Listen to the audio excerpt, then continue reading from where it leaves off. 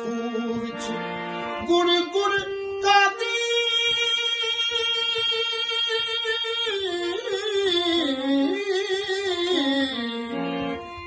ਖੂਹ ਵਿੱਚ ਗੁੜ ਗੁੜ ਕਾਦੀ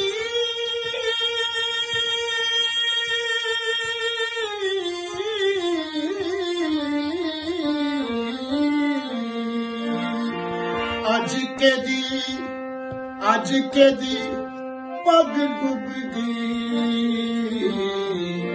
बाबा सुता पग डूब गई जी बाबा जी। अस्सलाम वालेकुम। ये ਜਿਹੜੀਆਂ ਬੋਲੀਆਂ ਸੀ ਨਾ ਜਿਹੜੀ ਉਸਤਾਦ ਸਖਾਵਤ ਹੋਰਾਂ ਪੜ੍ਹੀ ਹੈ ਹੁਣ ਇਹ ਬੋਲੀਆਂ ਮੈਂ ਲਿਖੀਆਂ ਲੇਕਿਨ ਇਹਦੇ ਚ ਮੈਂ ਆਪਣੇ ਕੋਲੋਂ ਸਿਰਫ ਉਹਨਾਂ ਦੀ ਤਰਜਮਾਨੀ ਕੀਤੀ ਹੈ ਉਸ ਹਾਲਾਤ ਦੇ ਅਲਫਾਜ਼ ਮੇਰੇ ਆ ਖਿਆਲ ਜਿਹੜਾ ਉਹ ਮੇਰਾ ਹੈ ਲੇਕਿਨ ਇਹ ਵਾਕਿਆਤ ਗੁਜ਼ਰ ਚੁੱਕੇ ਨੇ। पिछले जमाने च अज तो सदियां पहलों लोग जिहड़े ने उन्हां दा जिहड़ा कल्चर सी जो उन्हां नाल गुजरदियां सी जो उन्हां नाल बीतदियां सी जो उन्हां दा रहन सहन सी ओहदी तर्जमानी ने कीती कि पहलों की हुंदा सी अज किसी खतून नाल कोई ऊंच नीच हो जाए तो की हुंदा ते उदों की हुंदा सी। उदों ये हुंदा सी कि जदों कोई खतून कोई बच्ची फील करे कि भई ओहदे नाल खुदा ना खास्ता ज्यादती हो गई है जां ओहदी तौहीर किसी पासे हो गई जां ओहदे किसी अमल नाल किसी ओहदी वजह नाल कोई ओहदे मां प्यो की इज्जत से फर्क पै जाएगा जां किते वो अपने मां प्यो वास्ते कोई धब्बा तो नहीं बढ़ जाएगी।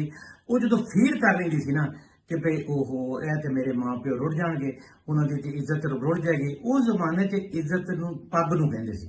वो कहते सी मेरे शिमला भी कहते सी लोग कि मेरे प्यो के शिमले का की बनेगा मेरे प्यो की पग का की बनेगा।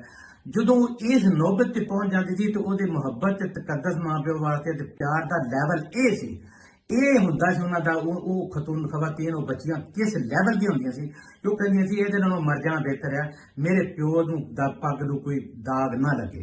ਫਿਰ ਉਹ ਫੈਸਲਾ ਕਰ ਲੈਂਦੀਆਂ ਸੀ ਖੁਦ ਹੀ ਤੇ ਫਿਰ ਉਹ ਭੱਜ ਕੇ ਜਾਂਦੀਆਂ ਸੀ ਖੂਹ ਨੂੰ ਕਿਉਂਕਿ ਉਦੋਂ ਬਿਜਲੀ ਨਹੀਂ ਸੀ ਹੁੰਦੀ ਜਿੱਥੇ ਕਰੰਟ ਲੈ ਲਿਆ ਜਾਂ ਹੋਰ ਇੰਨਾ ਸ਼ੌਰ ਨਹੀਂ ਸੀ ਹੁੰਦਾ।